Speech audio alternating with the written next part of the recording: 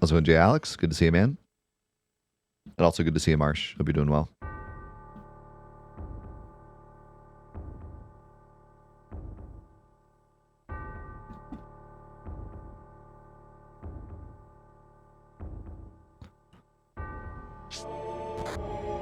Yeah, we watched the, we did a watch party of the Game Awards last night. It was really fun. It was a really great show.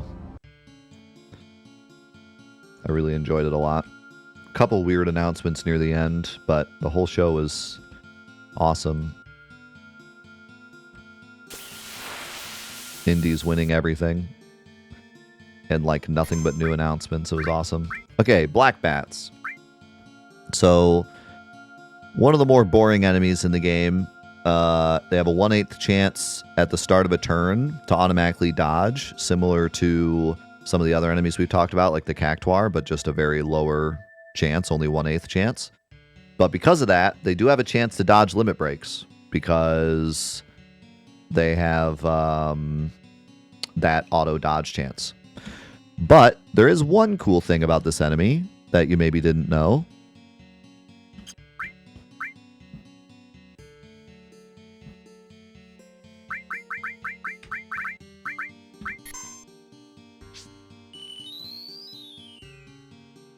They get hurt by restores. Who'da thunk it? I guess because they're vampire bats. They're like undead bats. I don't know. But they get hurt by restore.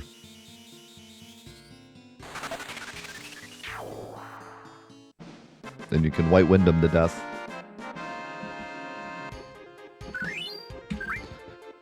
That is one thing that definitely shocked me while looking through the, while learning the trivia for this. I really thought that, like, Gi Natak, Gi Spectre, and the skeleton boat guy were, like, the only enemies in the game that took damage from restorative. And turns out there's actually kind of a lot. Kind of a ton of enemies that take damage from restorative.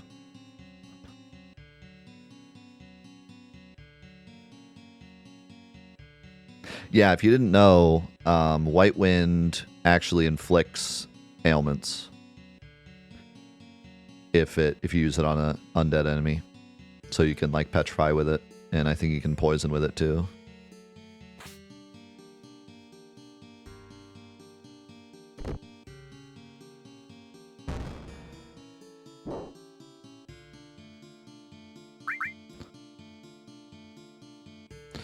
Alright, did we come up with a name for Vincent? I don't think we did. I have a good idea for Vincent though.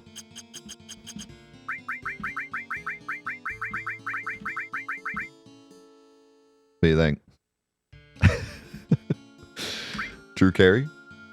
Also, my brother, Drew, always loved Vincent, so I feel like it's fitting. Do it for my brother. Shoutouts to my brother.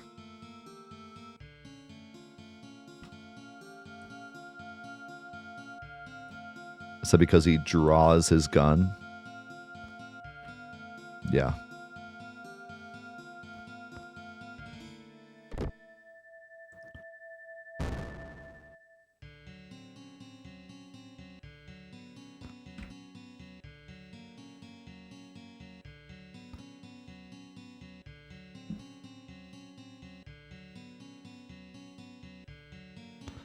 We got the whole crew of game show hosts.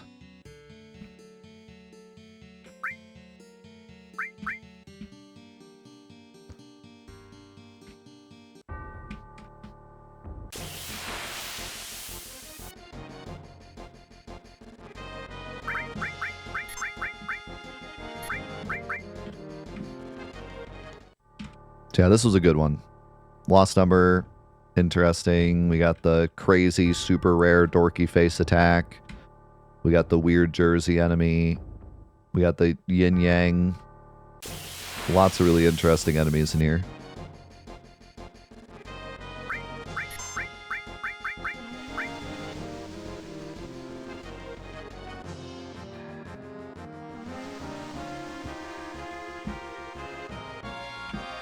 I was looking forward to this one. Now we move on to Mount Nibel.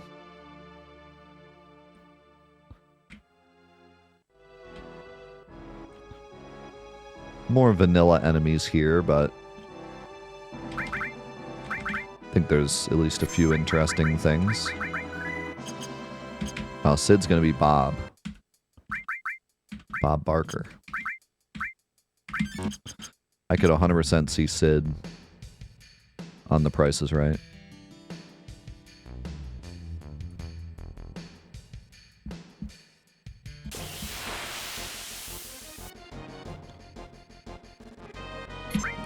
All right, so we got one of the coolest names in the game, Sonic Speed.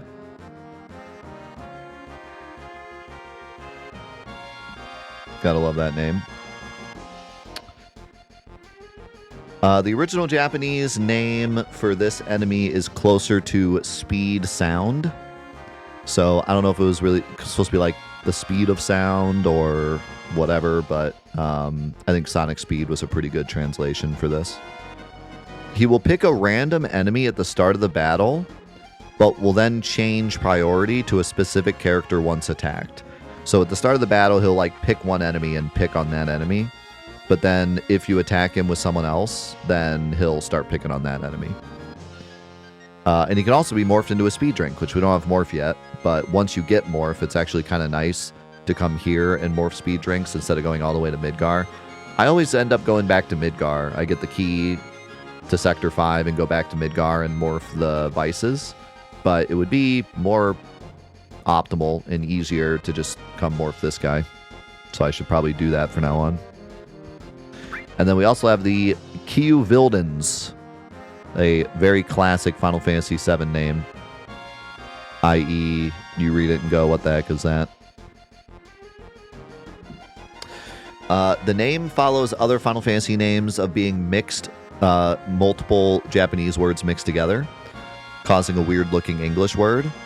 It isn't certain what the original Japanese was referring to, but it might be the words for evil and kulex, which is a type of mosquito.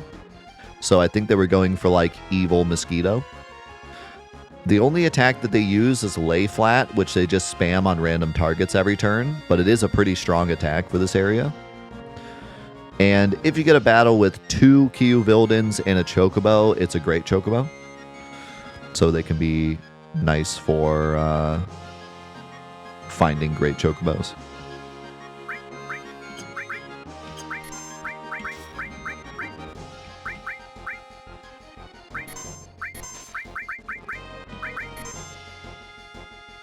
Yeah, sometimes they just transliterated the Japanese words and just combined them into weird English words when they didn't have like an idea for a name.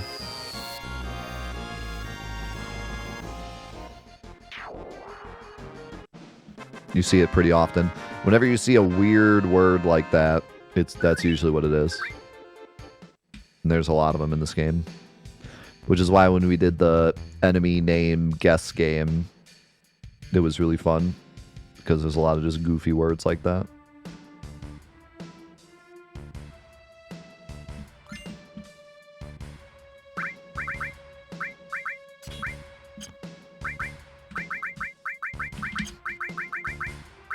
Let's give you Destruct, because why not?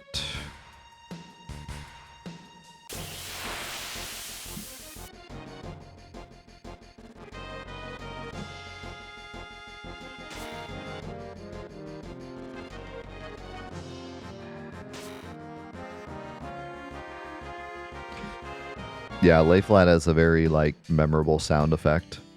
I don't even know how to describe it.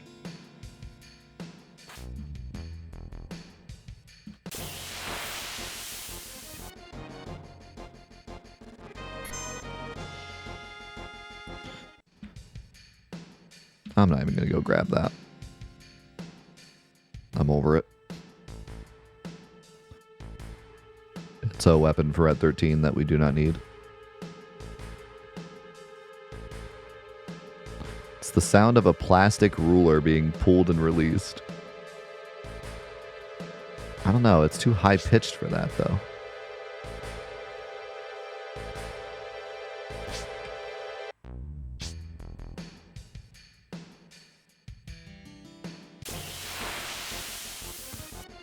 Yeah, it sounds more springy.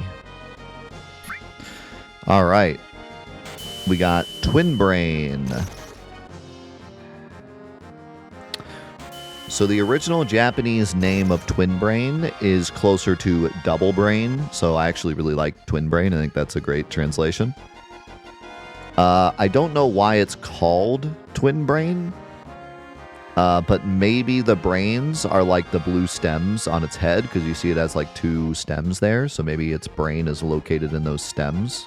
Or it could be that its eyes are like split. There's like 3 here and 3 there. So maybe that's where they got the idea. The remake intel, when you scan this enemy in remake, it hints at the enemy only appearing after the malfunction at the Nebel reactor. So there's a chance that maybe this thing looked different when it was, like, maybe it was a snake or something. And then when the reactor blew up, or when the reactor malfunctioned, it got its extra arms and extra brain, or extra eyes, you know? So maybe it's just a mutated snake creature. There's 3 versions of Absorb. Of the attack Absorb, there's 3 versions of it in the game. One of them is used by Hojo, one of them is used by Genova, and the other one is used by Twin Brain. But Twin Brain's version of Absorb is the only one in the game that actually absorbs. The one that Hojo uses and the one that Genova uses just deals damage.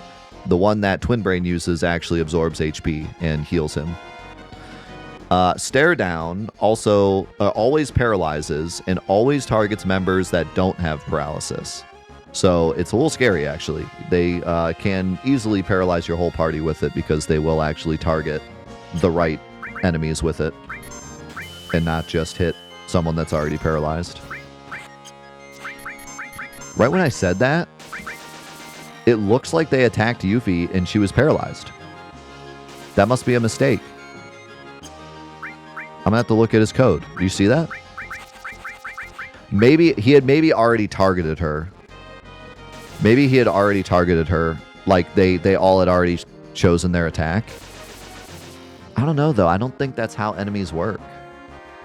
We're gonna have to go down to the field for the call for that.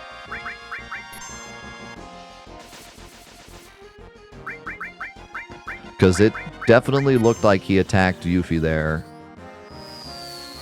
who was already paralyzed.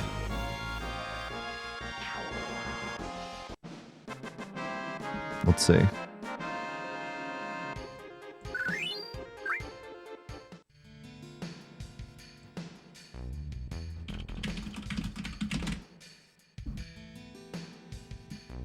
Yeah, they absorb enemies that are already paralyzed. If at least one opponent doesn't have paralyzed status, 1/2 chance. Choose random opponent without paralyze. Else choose random opponent, use Stare Down. If at least one opponent has paralyze, choose random opponent with paralyze. Choose random opponent with highest HP, use Absorb. Yeah. So that must have just been, he must have already picked his target. Or the AI script that's listed on the wiki is incorrect, but I don't think it is. So I think it maybe had just already launched its attack, which is weird because I didn't think that's how enemies worked. I thought they picked their attacks when they got to their... But if his ATB was already full, I think he could potentially pick the wrong target, yeah. That's interesting, though. I don't think I've ever seen that happen. I'm curious if that was just the battle mechanics being battle mechanics, or if the AI bugged. Because it could be either.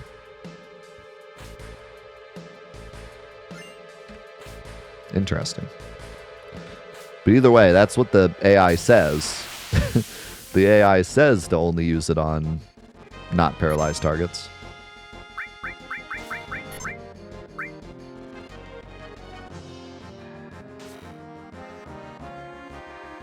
No, we're on wait. They wouldn't attack while I'm in the menu. But if 2 enemies get their ATB full at the same time, theoretically they could both target Yuffie, and then the first one attacks Yuffie and paralyzes her, but the second one had already picked Yuffie for its target. I just am not 100% sure that that can happen. I was under the impression that enemies only pick their attack when they actually attack. They kind of cheat. They're not like the party. The party has to pick an attack, and then you implement, you say, Cloud, I want you to use Bolt 2, and then it goes on like a stack where everything else happens, and then that happens. So Cloud still has to wait for his turn to use Bolt 2, but once you tell him to use Bolt 2, you can't then change it. But enemies work differently. Enemies just wait for their turn on the stack, and then just like they choose their attack when they do it, I'm pretty sure. So they can kind of cheat. They can have their ATB full, and you can like do something to them, and then they can change what they were going to do once it's like their turn. But I'm not 100% sure on that.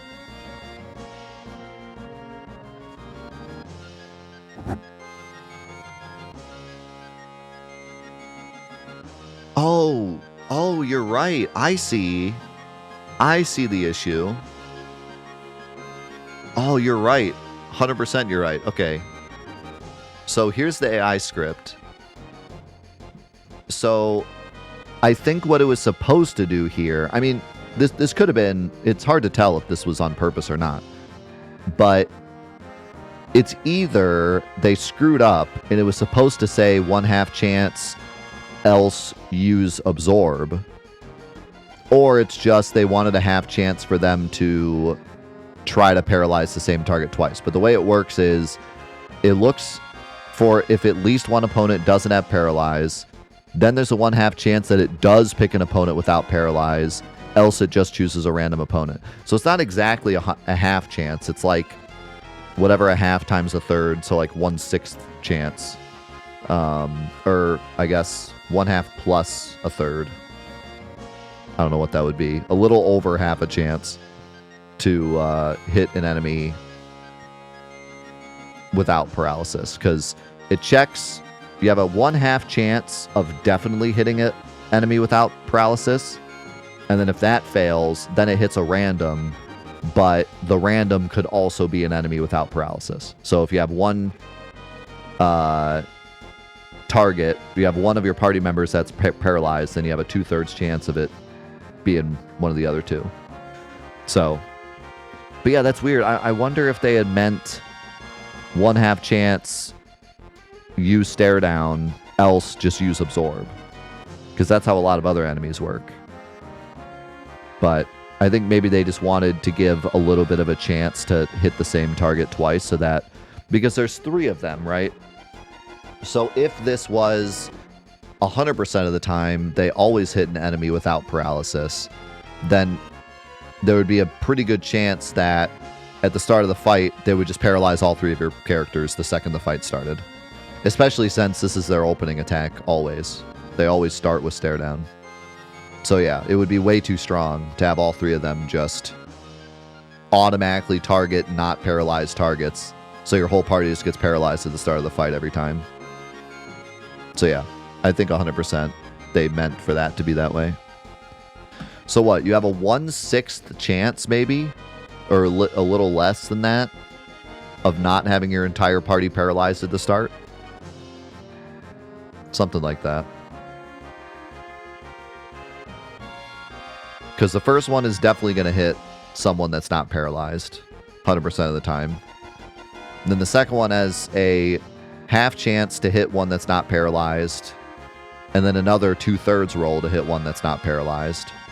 Then the last one has a 1/2 chance and then a 1/3 chance. So whatever all those chances are added up is the chance you have to have someone not paralyzed by the end of the first turn. If you don't get any turns before them. A lot of times they'll start with like 0 ATB. It's only their opening attack. It's not like a sneak attack. It's just when they get their ATB full, that's always going to be the first attack they use. So anyways, now that we got that figured out, here is Dragon, the vanilla dragon.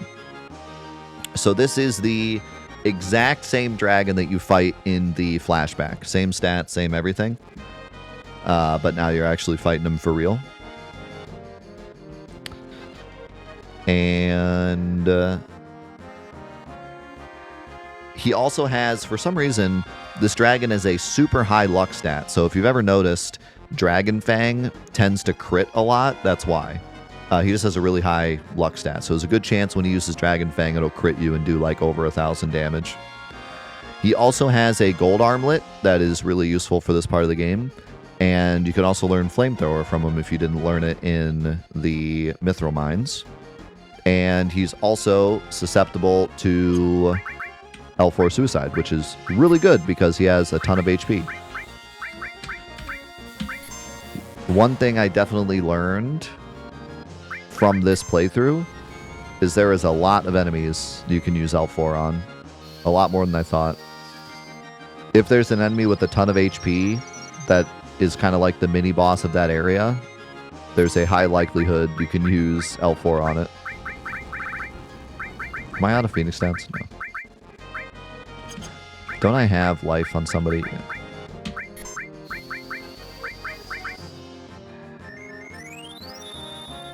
Yeah, this dude crits very often. Feel like I've been crit by this guy so much. You're just running through this area trying to get to Materia Keeper, and he suddenly just one-shots somebody.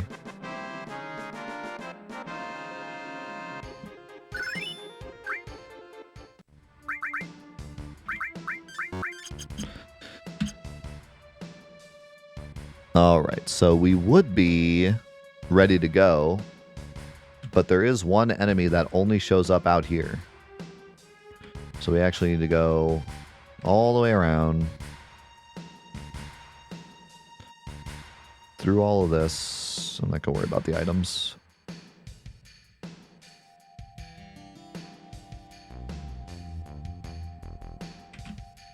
Could grab this, though. Yep. It's your time to fight him for real. And he's definitely not easy, so it does help to continue adding to your feeling of Sephiroth being super strong. You've gone through this whole big journey so far, and you still kind of struggle on that dragon.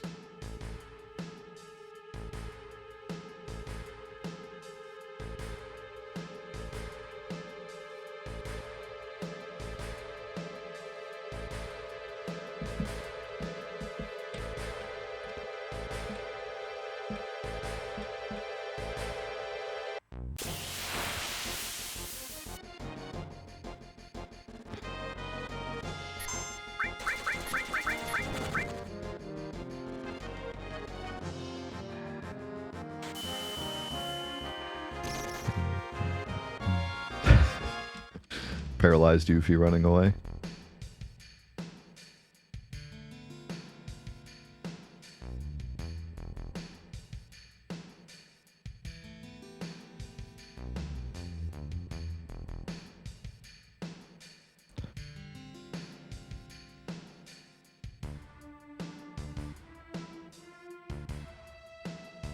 Come on.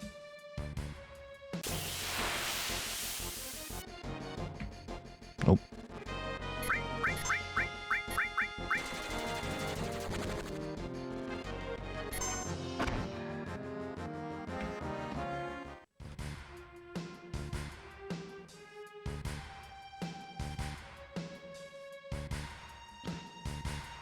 Do I have to be at the base of the stairs? I remember fighting him a lot in there.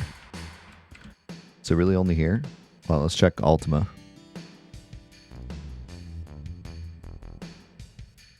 No, you can get him out here. Although it's a bit rare.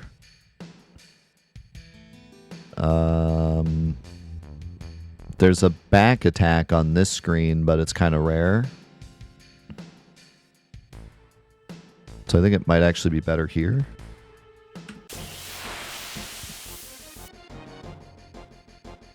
But yeah, they are kind of, I didn't realize how rare they are. They're one of 5 encounters, and they're the rarest encounter by a little margin.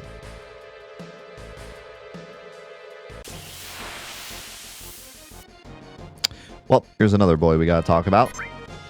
The Zoo. So the Zoo is a recurring enemy in many Final Fantasy games, but usually it's spelled ZU. It's only spelled with 2 U's in Final Fantasy VII, Final Fantasy IX, and Final Fantasy Dimensions, which is an old mobile game. Usually it's just ZU. In Rebirth, they also changed it to just ZU. The word ZU means fire in Sumerian, and Anzu was a giant bird monster in Mesopotamian religions. So they kind of took that, although I don't think Zu is usually ever like a fire bird in any of the games. He's usually just kind of a non-elemental bird. But for whatever reason, Zu means fire, so perhaps that was part of where they got it. I think it's more from Anzu, the giant bird monster. A similar sounding Mesopotamian word is Abzu, which ended up being the inspiration for apps, as we talked about before. There was supposed to be a encounter with the Zoo during the Calm flashback with Sephiroth, and it may have been the only fight for Sephiroth to use his fire materia, but the fight ended up being removed. I talk about it more in the in-depth of Sephiroth, so you can check that out if you want to know more, but long story short, Sephiroth has a fire materia, but he never uses it, and there's a removed Zoo fight on the bridge that he would have used the fire materia, but they removed it for whatever reason, so you can only fight him later when you come back to Mount Nibel. You can't fight him in the flashback. Also, that fight on the bridge, for whatever reason, is the only long-range Zoo fight. This is a regular Zoo fight. The fight on the bridge counts as a long range, so like you can't reach him unless you have long range materia. Zoo gets a increased chance to use its Great Gale attack based on missing HP, and also the first time he falls below 50%, the game will say Zoo feels Fury, and then the next attack he uses is Great Gale. So if you ever wondered why he randomly says he feels Fury, that is why. So let's see if we can get it. I don't want to use Sled Fang, so I might actually one-shot him. So it should be after this attack. Nope, one more. Okay, so pay attention here.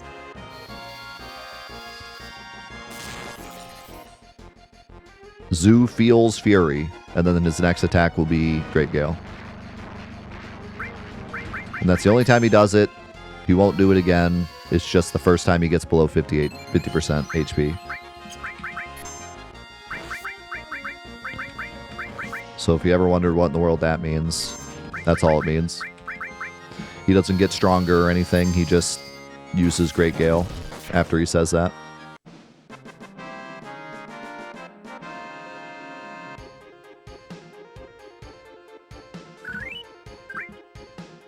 And yeah, great translation. Feels Fury.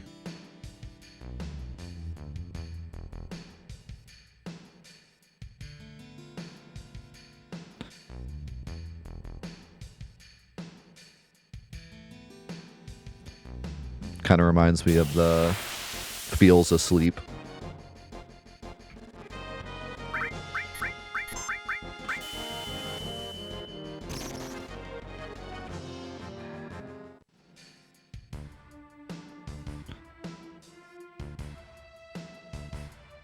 Yeah, at least it wasn't feels furry. I wouldn't put it past him.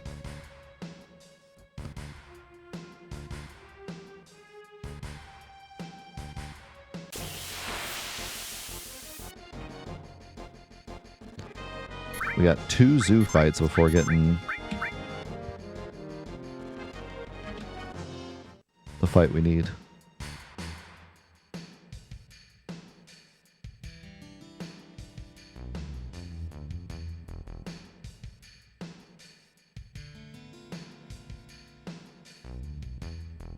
I was going Chryso. Feeling cute, might Great Gale later. If I make the enemy mod, that's what I'm gonna have him say. Feeling pretty cute. Might great Gale later.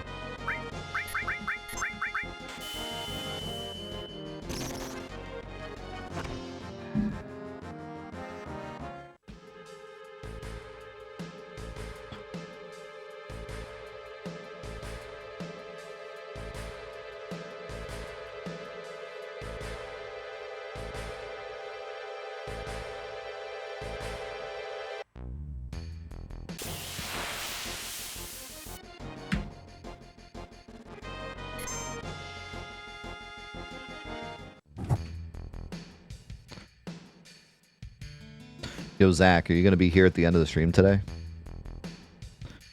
I got a bit of a surprise. There we go, finally. So this is the Screamer. The big thing with the Screamer that we always talk about is he's the best power source farm in the game. So remember earlier I was saying the heavy tank you can get power sources from, and he's actually a pretty good power source farm because he's the only enemy in that field. Well, if you use the W item glitch to multiply sources, then this is a much better power source farm because you can kill one and then duplicate all the way up to 99 since there's more than one enemy in this fight. He also has a pretty rare attack called Iron Attack, and in order to see it you need to put Screamer's HP below 1/8, and then you can counter with it, but only 50% of the time and only once. So once again,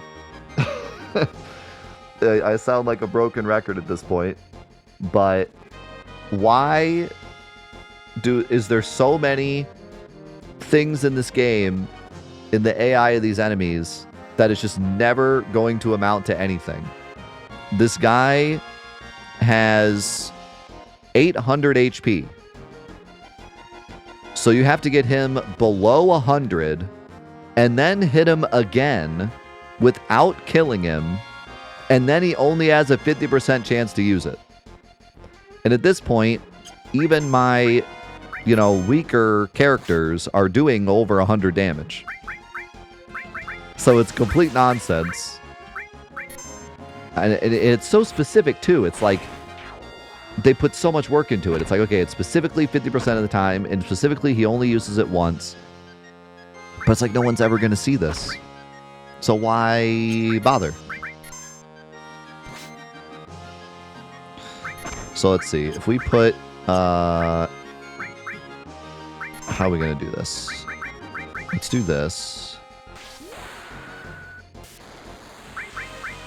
And then... let's throw... an ether on you. And then let's do this. And then let's do this.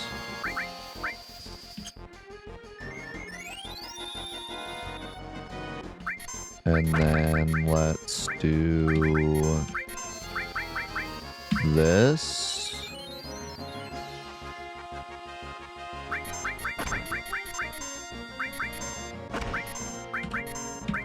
Can you kill this guy for me?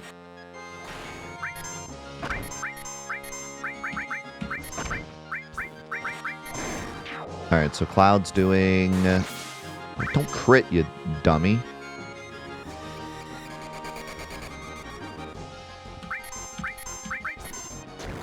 $109 damage, alright. So he's at 190 right now, so let's attack one more time. Now he's at 79. Oh shoot, can you use Big Guard on enemies? You can, okay. So let's give him Big Guard. Then we'll attack one more time with Cloud.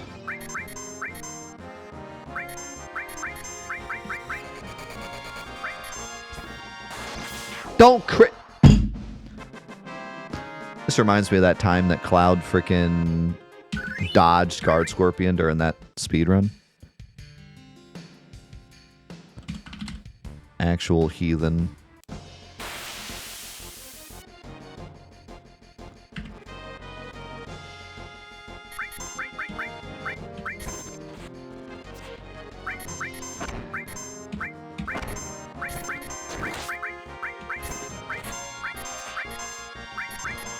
For 13.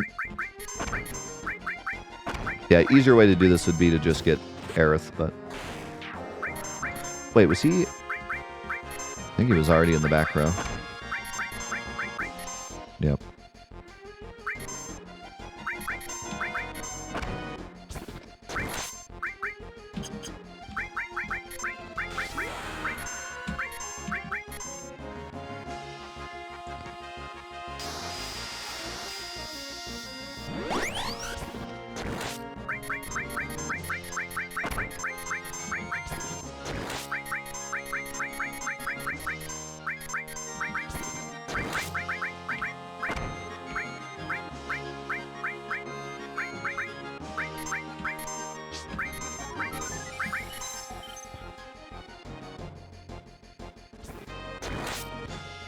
I'm gonna have to give him like a potion.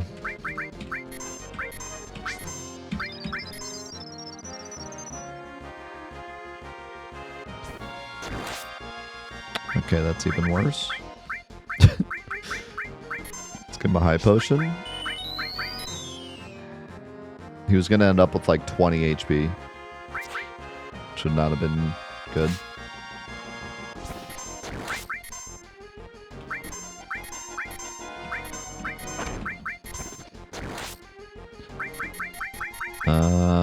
It's also going to be rough.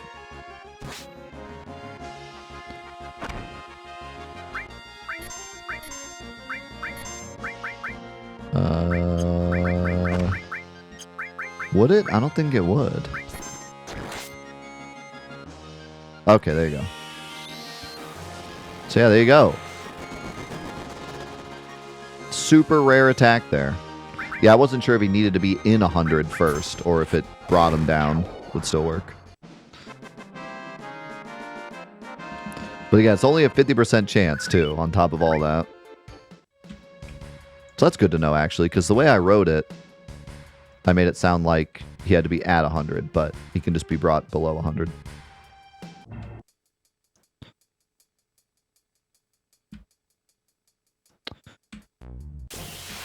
So yeah, we've seen multiple rare attacks today. Multiple rare enemies, multiple rare attacks today.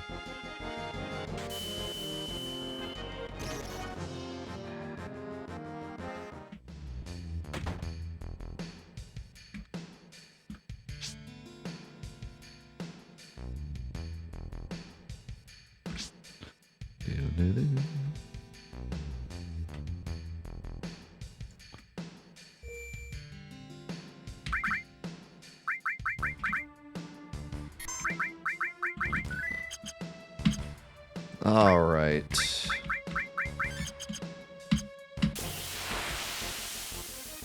Materia Keeper time.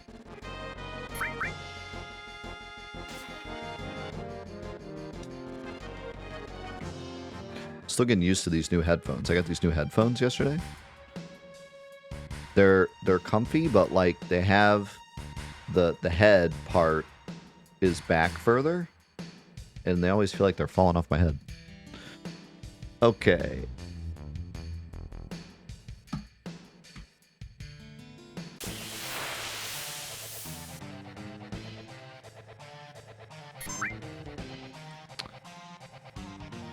So, Materia Keeper. Even though his big attack is Trine, he takes normal damage from lightning and absorbs fire. So, he's not really lightning elemental. He just happens to have Trine. He uses Trine and Cure 2 more at low HP, but just as with Lost Number, you can skip this by poisoning him and then just not attacking him. So once again, another enemy you can cheese with poison. If you poison him and then just don't attack him, he'll never use Trine other than maybe at the start of the fight, and he'll never use Cure 2. In Final Fantasy VII speedruns, there used to be a really cool, well, there still is on the PS1 version, unless you're doing Disc 1 skip. But even on the PC version, we also used to do it a long time ago during the Yuffie Warp phase of the speedrun, where you basically use lucky 7s to kill him. So for those of you that don't know, lucky 7s also works on enemies. If an enemy happens to get 7,777 HP, he will go into lucky 7's phase, and he won't do the attacks that the characters do. Like when you go into lucky 7's, you do a bunch of attacks. They won't do that, but their attacks will do lucky 7's damage. So they will, if they do any attack, it'll deal 7s. And we've actually done multiple videos on the channel. I did one talking about a bug with lucky 7's where you can actually enter lucky 7's at a bunch of different values, not just 7,777. And we also did a video where we showed off Sephiroth doing lucky 7's supernova and a lucky 7's one-winged, or the other attack. I'm blanking on the name. Heartless Angel. So be sure to check those out if you haven't seen them. But long story short, enemies can go into lucky 7's and they'll start dealing lucky 7's damage. And poison is technically damage to yourself. So when you're poisoned, you don't deal damage from an outward source. You basically deal the damage to yourself. So if you're in lucky 7 state and you get poisoned, the poison will tick for 7,777. So the way the strat works in the speedrun is you poison him, and then you heal him to full HP, and then you deal exactly 99 damage to him. And once you've done 99 damage and the poison is ticked twice, that adds up to exactly enough damage to put him at 7,777 HP, and then the next poison tick auto kills him. And like I said, still used in speedruns today. Also in the PC route, we used to skip from Midgar to Mount Nibel. So we were super low leveled, and we basically had to do the lucky 7 strat to even get past Materia Keeper. So that was a really fun phase in the speedrun, where basically we had like a level 10 party fighting Materia Keeper, and we had to use Aerith whacking him with attacks to get him down to lucky 7's. And at one point, it was so thought out that we actually paid attention to Aerith's levels during Midgar, and we had to check her attack stat to see, because when you level up, you have a chance to gain attack stat and a chance to not gain attack stat. So we had to check at some point throughout the run to see if Aerith had gotten an additional attack stat, and then change our strat during this fight to ensure that she would do the right amount of damage. We would buy the weapon in Midgar for her, which had extra attack, and then if she didn't get the attack stat, we would give her the extra weapon, and if she did get the extra attack stat, then we'd keep her with the guard stick, and that would make it so we would do just enough damage to put him in lucky 7's and kill him. So it was a really cool strat that unfortunately we don't do anymore because the PC run just skips everything now. But way back in the day, we used to fight this fight with a super low level party. And this, as well as, funnily enough, Palmer, were the two hardest bosses in the game because of how low level you were, because you skipped right from Midgar to here.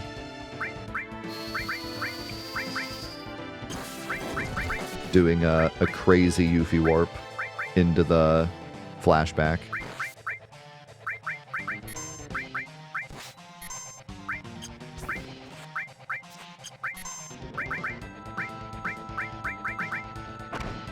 We may want to take it easy to make sure he uses Trine.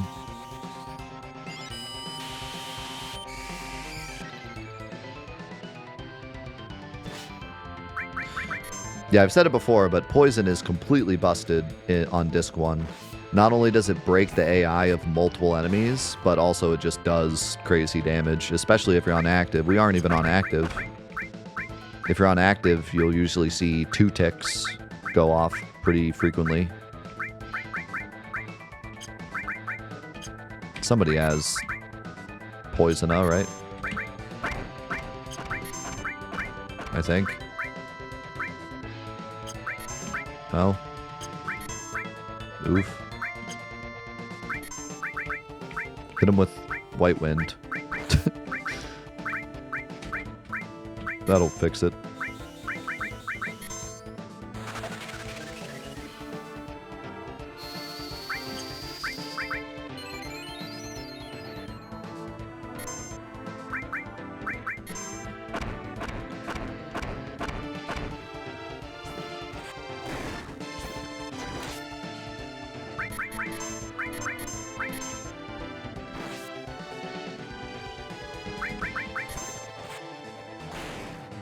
God, Red's damage. Just insane.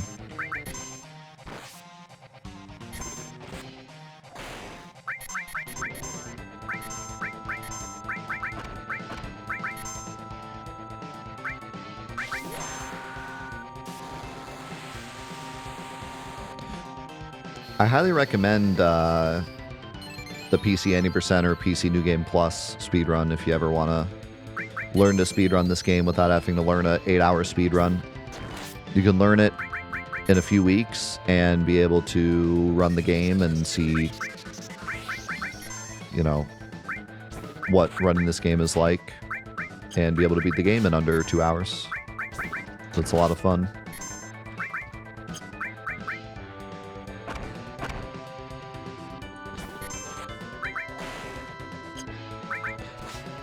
The run has changed so much over the years. There's so many different ways you can do it now. You can do calm skip. You can do like the new wrong warp strat. You can do the old Yuffie warp stuff if you want. Like there's so many different options if you just want to run it for fun. If you want to run it competitively, you got to do the new wrong warp, but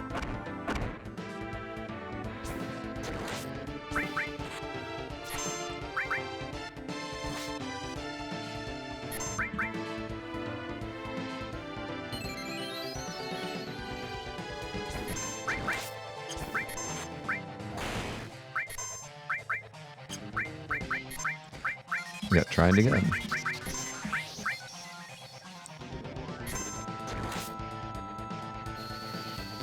Thank goodness for sadness.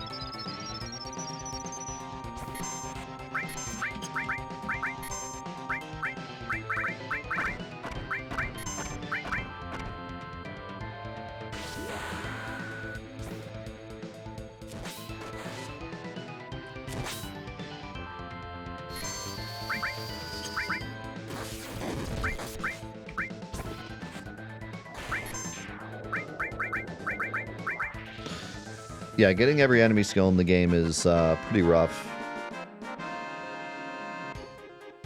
But it's a fun challenge.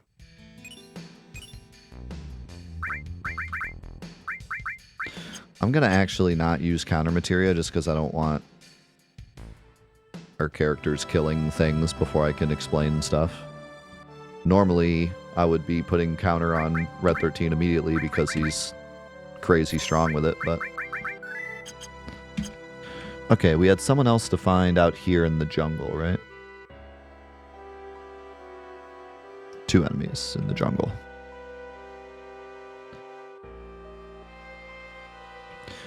And as I mentioned before, this is the jungle that has the 255 over 256 chance for Yuffie if you haven't fought her by now.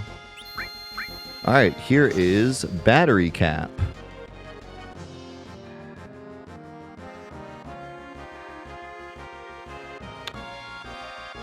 So,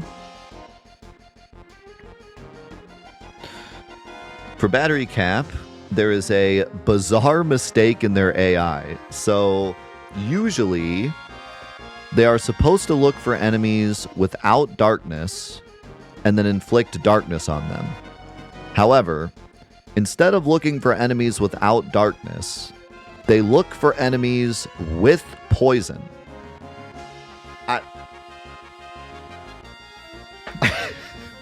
Your guess is as good as mine. It's either a double mistake, where not only was it not without, but it's also the wrong ailment, or crunch time happened and they fell asleep on their keyboard. I don't know. But it actually looks for, if you have poison, for them to then use darkness on you. So, if you poison somebody in your party on purpose,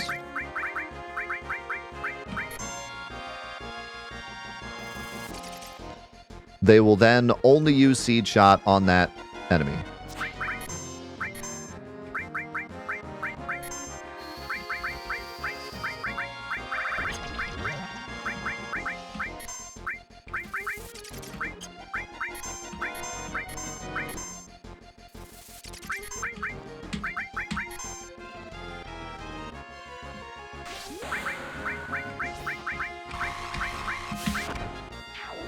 So if I speed up the game here, he's going to eventually die to poison.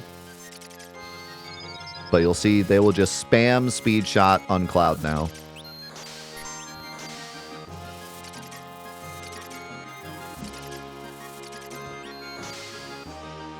But of course, they have no way to give poison. They don't show up with any enemies that give poison. It's just a complete typo, as we've seen with many things already.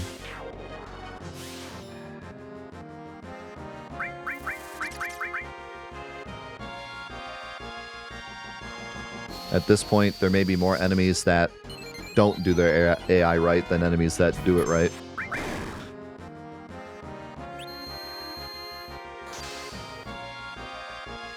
It gives darkness, which is why obviously it's supposed to look for whether or not you don't have darkness. It's supposed to say, does this enemy have darkness? Okay, then move on to the next enemy because we want to try to give the whole party darkness. Instead, it looks for poison. And it looks for if they have it instead of don't have it.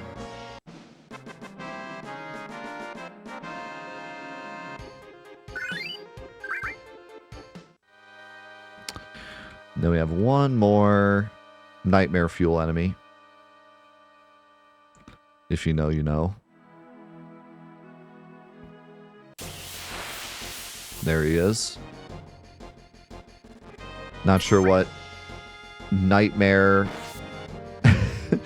the developers had when they created this enemy. Also, that animation for Jumping Cutter is absolutely terrifying.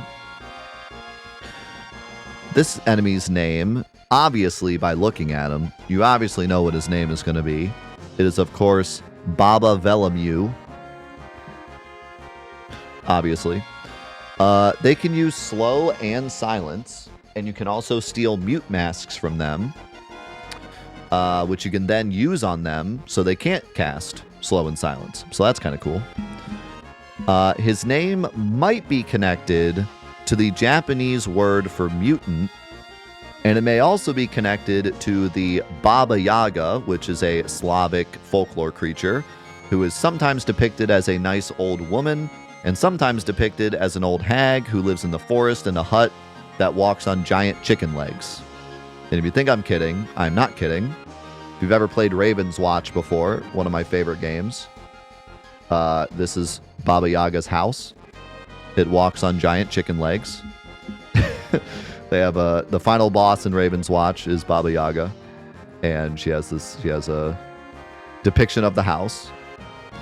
So yeah, she's sometimes depicted as a nice old woman. Other times it's this old hag creature that lives in the forest, lives in a hut, and the hut itself walks on giant chicken legs. Now, I think it is probably a reference to that Baba Yaga folklore because, like, look at his legs, right? They're kind of like chicken legs. So I do think this is actually supposed to be a reference to Baba Yaga.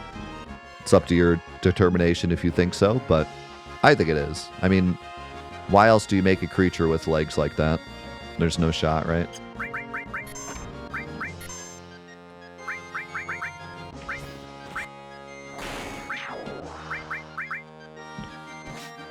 Yeah, now we just need a combination of Hell House and this creature.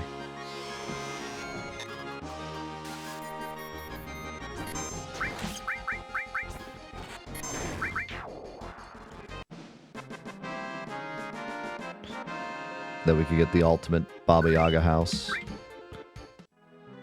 All right. And then I think we have one more enemy we can get before we call it quits for the day because he's in between here and Rocket Town. This is a new area, but we've just happened to see every enemy in this area. Except this guy. Another great name, Velcher Task.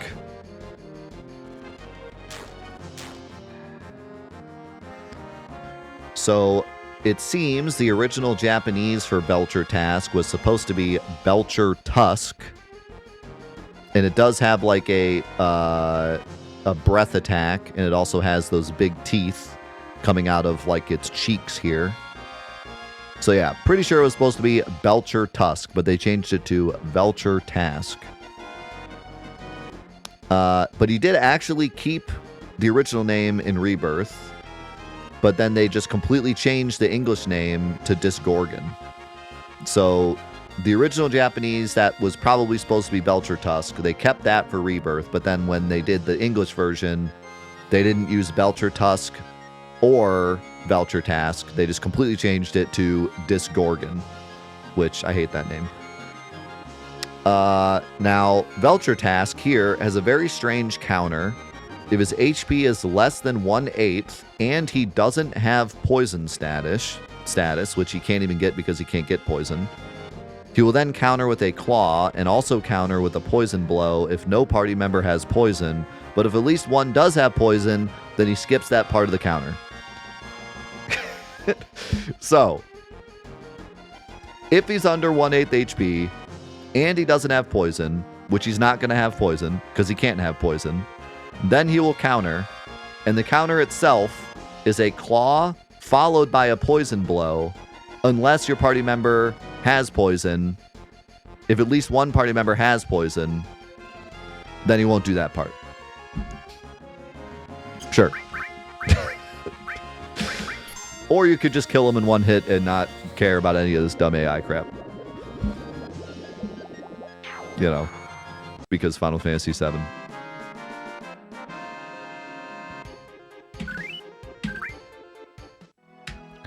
And now you're starting to see why I wish all of the random encounters in Final Fantasy VII had more HP. Because there's so much you miss out on.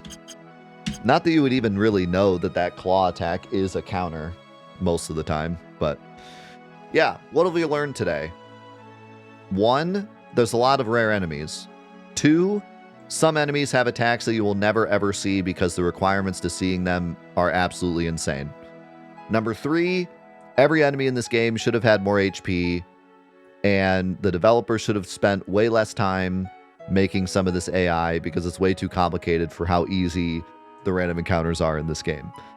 If it were like Final Fantasy X or Final Fantasy IX, where the random encounters were a lot slower and more like difficult encounters and there was less of them, but the ones you got were more meaningful, then it would have made sense to put this much time into the AI. But Final Fantasy VII is one of those games you kind of just blast through the random encounters for the most part to get to the next boss. And the boss is where they really cooked on difficulty and gimmicks and stuff, you know? So, which, I don't know what I prefer, honestly. Like, I've gone back and forth on this. I really like playing games where the random encounters are actually, like, big deals. Something like Octopath Traveler, where some of the random encounters feel like mini-bosses sometimes. And dungeons really feel, like, scary to try to get to the end of the dungeon because the random encounters, you really have to, like, stop and think about the random encounters.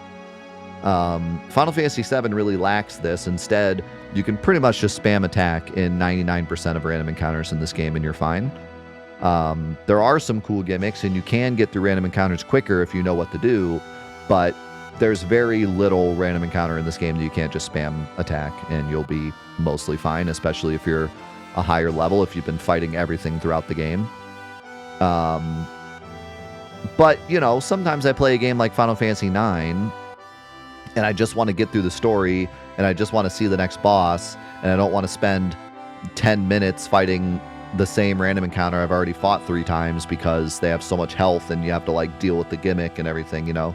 So I go back and forth on it, but I think that having meaningful random encounters is really nice and I think makes for a more memorable experience. It's just, it works better when the encounter rate is very low. Like, I think Octopath Traveler has a bit of a bad balance where every random encounter is pretty difficult and meaningful, but also it has the random encounter chance of something like Final Fantasy VII. So you're constantly fighting these like big enemy fights that take a while to beat. Final Fantasy IX, on the other hand, the random encounters are a bit lower, so you don't fight as many, but then they're more meaningful when you fight them. So that kind of works better. The problem with Final Fantasy IX is, in general, it's a very slow game, so it gets kind of boring and annoying when you're fighting a big random encounter for like the third time.